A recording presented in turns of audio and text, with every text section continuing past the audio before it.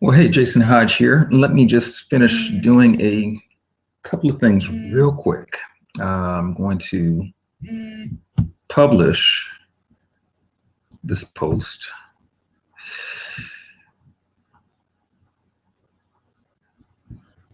Okay, somebody chiming in. Let's see. Oh, hold on. There's a call I'm waiting for.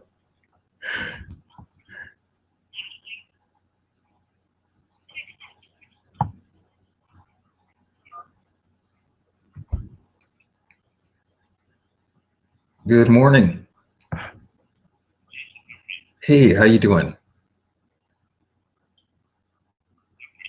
Yeah, can you hear me?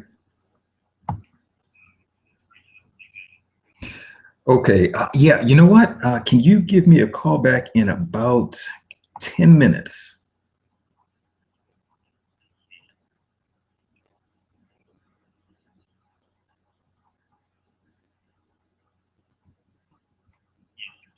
Awesome. Very good. Thank you so much. All right, bye-bye. Okay. Um, Real quick. All right. So the topic of discussion right here, you have to excuse me for that.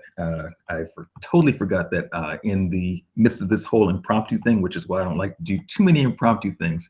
I had an appointment, a call that was supposed to come in, which it did on time.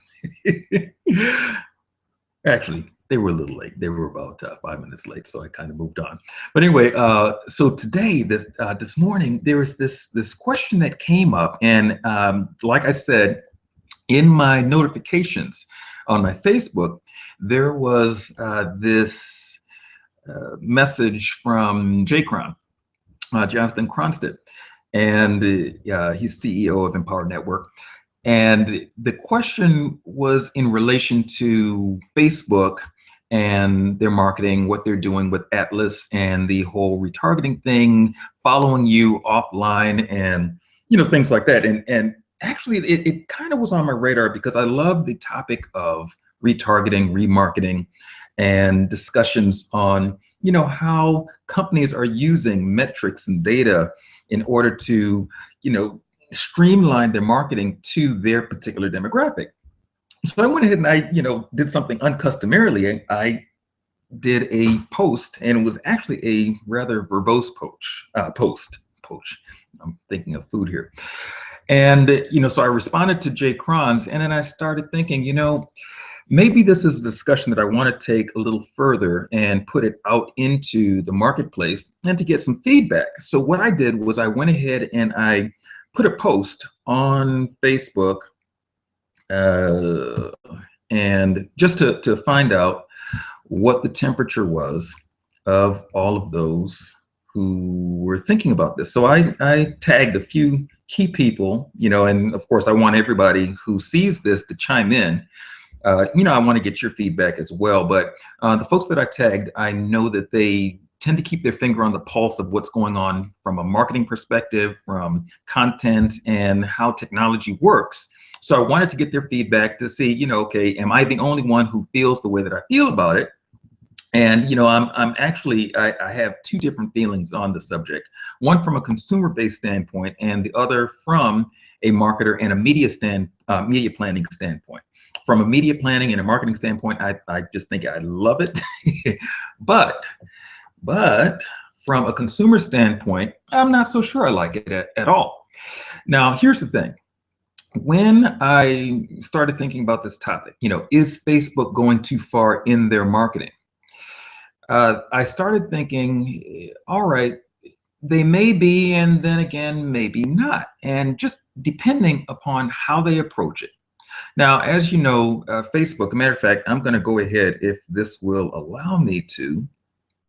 Okay, here we go. Okay, I'm going to go ahead and I'm going to do a screen share real quick because I want to point out a few key things that I saw when I was reading the article, along with some of the other things that are out on the internet and some considerations that you may or may not have thought about in relation to what this all means. Here we go. Go ahead and share. and we'll jump right on into it. Now, you got to say, technology is so awesome right now. Now, here it is. I'm doing a live hangout, and I'm on Facebook and on YouTube and on G+, Google+, as well as my website at thejasonhodge.info, my blog, and I'm able to syndicate my content across all of those channels at once, ergo syndication. All right, so let me start out first. Let me see if I could pop onto Jcron's initial post. Now, there's quite a few posts that have come up since then, so I may or may not be able to, come on. Okay, I may or may not be able to find it that easily. Initially, what I should have done, which I planned to do, and I completely forgot to keep that original post in the, oh, you know what? Here we go. I actually did do something very smart.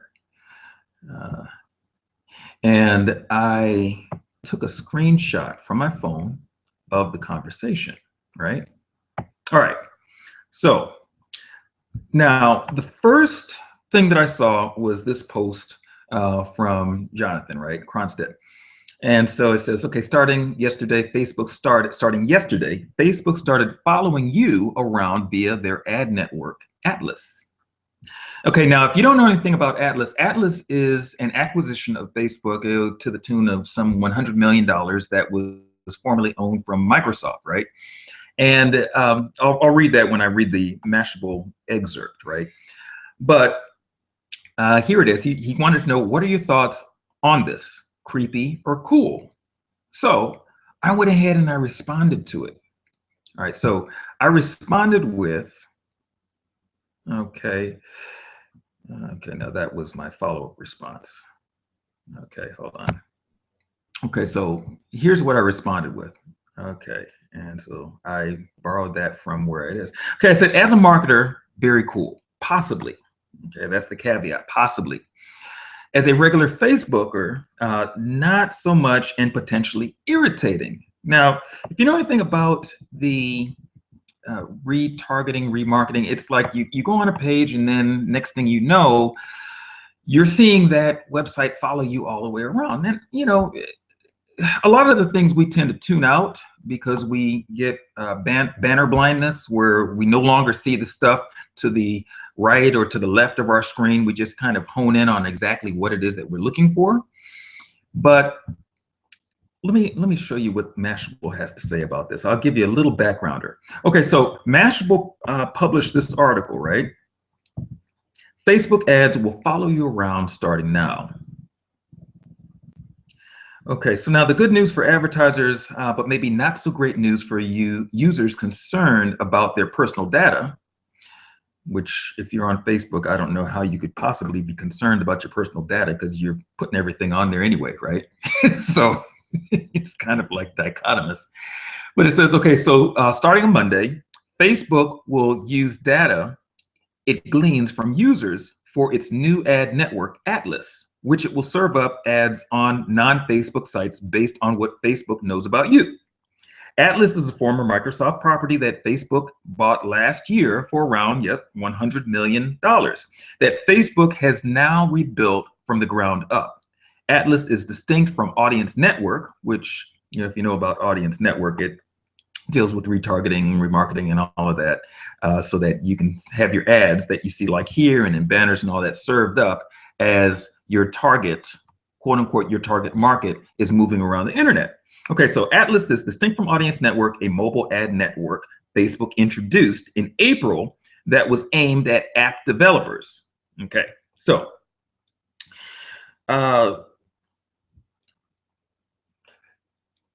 kind of thinking about this, Facebook is now building this from the ground up. Facebook, having started out as a way to share pictures and all of that in the scholastic arena, the colleges and whatnot. And now Facebook is kind of like trying to back into the monetization model. Don't know if they're being as successful. There is a lot of money to be made on Facebook, absolutely. The question is is Facebook going about it the smartest way? You know, I've seen a few hiccups here and there over the time on how Facebook has been moving around its algorithms and really ticking off a lot of marketers who are trying to use Facebook as a means to generate a really good cash flow. Now, there are marketers who are doing a bang up good job at doing it, right? They are placing the ads properly. They're understanding how to use Power Editor. They're understanding, you know, how to put the newsfeed ads, the sidebar ads, you know, how to, you know, skew the ads in a way that automatically draws your eyes to it, you know, the attention, and, you know, get the click. Okay, and I've seen a lot of marketers, well, key marketers make a boatload of money. I'm talking tens and hundreds of thousands of dollars using Facebook ads properly. The question is Facebook understanding how to monetize itself properly? Okay, as a marketer, we tend to figure out a way to do things, even in arenas, platforms that weren't necessarily designed for that specific function, the function of making money, the function of leveraging social media, leveraging audiences, you know, really moving people from one space over into the termination point, which is the sale, right? Okay. So Facebook is kind of, it looks like they're, you know, been consistently trying to back into that model, especially with, you know, their shareholders, blah, blah, blah, blah, blah. So the question is that with this new launch, Atlas, is it going to be just a little bit too much? Now, I doubt that out of their billion plus users that there's going to be a big backlash, and they're probably testing this out. I'm pretty sure that they have been testing this out before they made this big move to launch it into the public arena and for it to come up on Mashable, right? However, the question is, have they done sufficient testing to see if it's going to be a viable means for them? And now that people know, now that the cat's out of the bag, or the cat is getting out of the bag, how are people going to feel about it? Well, I asked my Facebook friends, and like I said, some key friends in specifically to see, okay, what their feedback is. I have not read their responses yet. So let me see what the responses are so far. Let me give you a precursor to this. So I borrowed the response that I put on Jay Cron's page, and I asked my folks, what do you think, creepy or cool? I saw this post from fellow FB friend, business partner, and Power Network CEO Jonathan Cronstead, or Jay Cron as we call him. This was my response. As a marketer, very cool, possibly. As a regular Facebooker, not so much, and potentially irritating. I see a few key areas of concern along with some obstacles Facebook or FB may not have considered, Jonathan. Number one, a multi-user home, the ads delivered, in a multi-user home, the ads delivered may hit the wrong demographic. Okay, that's actually very valid. Okay, in my household, we've got 5 and they're all different age ranges, and each one of us gets on the computer, gets on the mobile devices, gets on the iPads, the iPhones, so on and so forth, right? And depending on which kid of ours is using our phones, surfing around in areas that we may not necessarily have told them, hey, you can do that, or watching, you know, YouTubes. We've got some playlists set up for them on YouTube. And so there are certain ads that are served up in those very videos, which now that we have seen certain ads pop up, we have further monitored what it is that we allow them to get exposed to and what we allow them to use out of our presence. So my first point was, in a multi-user home, the ads delivered may hit the wrong demographic. Example, I've got a wife, 3 kids, each with their own unique tastes, operating devices that share the same browser. How will Facebook know how to target my individual interests without flashing creatives or marketing pieces to folks in my household that are not necessarily interested in what they're flashing? At least with the cookie-based ad return, once I've cleared my cookies. Okay, in the Mashable article, it talked about you know, how it's going to be somewhat cookieless, okay, where cookies don't work on mobile, yes, of course, and are becoming less accurate in demographic targeting and can't easily or accurately measure the customer purchase funnel across browsers and devices or into the offline world.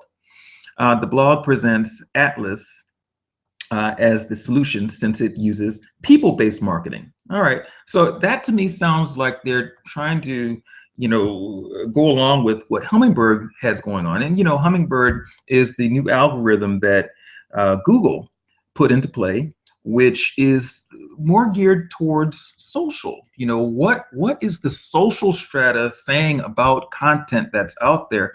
They're looking at the social cues to decide, to determine what is actually relevant, which is going to give it its positioning in the search engine, which in a sense, it's kind of tongue in cheek there, because my results in the search engine are going to be different than your results. You're in a different geography. Your search pattern is different. So you're going to have delivered to you a different search patterning.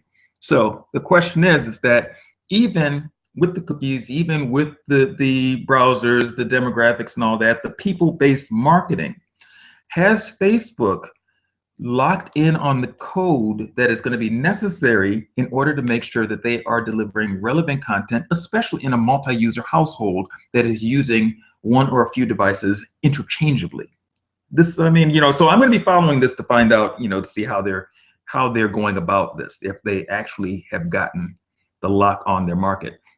So let me now go down and see what you can read the post, and I will post a link to my post on the blog, and that way you can kind of follow the thread to see what everybody is saying. All right, so I called out a few friends. Okay, so Kimberly J. Hey, all right, so Kimberly J. Castleberry, and you can find her at what is it, Kim? Is it askkim.com? You know, I'm gonna have to pop over to your profile after this is over and then post that in the comments in this thread, and that way folks know how to get right in contact with you. Matter of fact, go and click on Kim's name and you can get right to her. Okay, so she says, okay, I have a similar post sitting open in my browser at the moment at home. Okay, I'm in mobile in the doc's office ATM. Okay, the multi-year issue is the same issue that Google Ads have had to contend with. Okay, see, so exactly. And Facebook has a better chance of getting the average user to log in than Google does. Okay, well, yeah, because you're already logged in. Very valid point there, Kim. Okay, yet we all know it can be annoying to be stalked, yes, by the same ad over and over, all over the web via AdSense. And so for us to see more of that isn't a thrilling prospect. I agree. Okay, however, marketers can be sensible, etc., and create variants and compelling ads that are not hyper annoying. Recently, I saw a wonderful retargeting campaign for cart abandonment that was an image of a little boy crying, and it said something like, you said, we'd be sad too if we visited XYZ and didn't get any cool toys. Was more creative and boldly worded than that. Okay. However, as with AdSense, majority of marketers will be a case of you're doing it wrong, and so the end user experience is really going to depend on who they are being targeted by. Very good point. Okay, you get a like for that one, Kim. That's very good. I love that. Okay, so now David. All right, okay, I just think that a lot of what we view or buy online on non-FB sites have carried retargeting ads over to our experience on Facebook and elsewhere. I agree, yeah, so it goes both ways. You're absolutely right, David. So now basically it sounds like FB is creating a similar setup to except the other way around, where we'll be retargeted based on our user experience on Facebook. You know, and I think, Dave, that you know, the ability to go both ways has been available already, and so yeah, so now with them moving this Atlas, yeah, it's almost like for some, it's going to seem like reverse engineering. For others, it's just going to seem like old hat, like, okay, well, we're just doing the same thing, basically. So you're catching people who are at either end of your funnel or your spectrum. Okay, so the whole idea of ads following you around is great for marketers, but annoying for the user. Yep, agree again. However, no matter how you look at it, you're going to get an ad of some kind somewhere. So I don't personally let the whole stalking approach bother me as long as it stays in its passive form. Pop up, pop under ads now, that gets annoying. I agree. I agree. Okay, and which is why I tend to disable those, except for when I'm in marketing mode, I enable them because I want to see what are companies doing, what are marketers doing, what's working, what is annoying. All right, so let's see, Jacqueline Waters. All right. Okay, for the uninitiated, retargeting makes your company look much larger than it is to certain users. Kind of levels the playing field, in my opinion, because the multi-billion-dollar corporations, you see their same ads everywhere, and they are not even being retargeted. They really are just everywhere. Well, yeah, Jacqueline, I agree and I disagree. The multi-billion-dollar corporations are definitely retargeting. And so when you see them in a physical format, like on billboards and creatives and distribution sites or termination points all over, from your newspapers to your magazines, your advertorials and things like that, yeah, that's a form of the physical retargeting. But from a digital standpoint, they very much are retargeting. They actually are kind of running the show because all they have to do is basically buy their way into a banner ad, a side ad, and they're all over the place. And it's because they're doing, RTB or real-time bidding. So they're getting it at fractions of pennies on the dollar to a specific target audience. I mean, they could actually target it straight down to, I want people who live in Peoria, Illinois, who wear red tennis shoes. I mean, they can get that granular. So they are retargeting. Absolutely. No, it's definitely get a like on that. Thanks for response. Okay, so here it is. We've got this now open discussion, and if it wouldn't take away from my speaking right now, I would respond in this thread right here. But talking and typing, not so much for me, right? So I'll respond later on. Okay, so let me go to my second point real quick. Okay, so I said my second point is it sounds like they're trying to do a hybrid Google Hummingbird mashup of sorts where the user becomes the algorithmic wielder. Okay, if I'm placing a media buy and Facebook doesn't have their stuff together, there's a potential spend waste. So as a marketer, there's a potential that if I bet on Facebook and they don't have their stuff together, that I'm potentially wasting my money. Okay, as they work to get it right.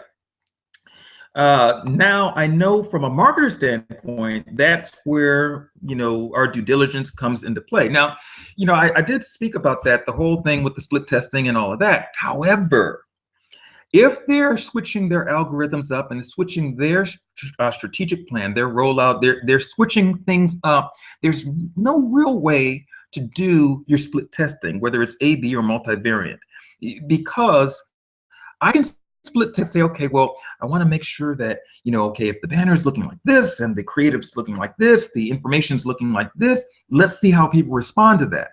Well, that works well so long as what I'm basing it on is stability. If Facebook stays stable in what they're doing, it gives me an opportunity to do my due diligence and do my split testing to see what works. The minute they change it, however, my split testing pretty much goes out of the window. Unless I have certain controls in place that are locked into their controls, my split testing goes out of the window. I've got to split test again, which means that I've got to do more ad spend in order to figure out, hey, is this working or not? So yeah, that, there's a problem there. There's a potential challenge with that. And so depending on what it is that they're going to be charging for this type of retargeting, and I'll have to check that out after I finish ranting. Ooh, gotta go. Okay, it could have a lot of challenges, right? Hold on one moment.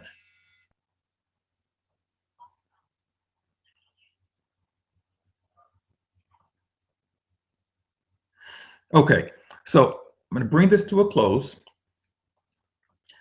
Hi, hold on one moment. I'm finishing up and I'll be right with you. Okay. All right, that's my appointment. Okay, so I've got to go, but go ahead, read on the last things, my last points and all that. I think that the conversation here is very valid. It's very new, so it's going to be interesting to see what happens. And we all see what happens in an impromptu call. There's interruptions and all that. But anyway, so there you have it.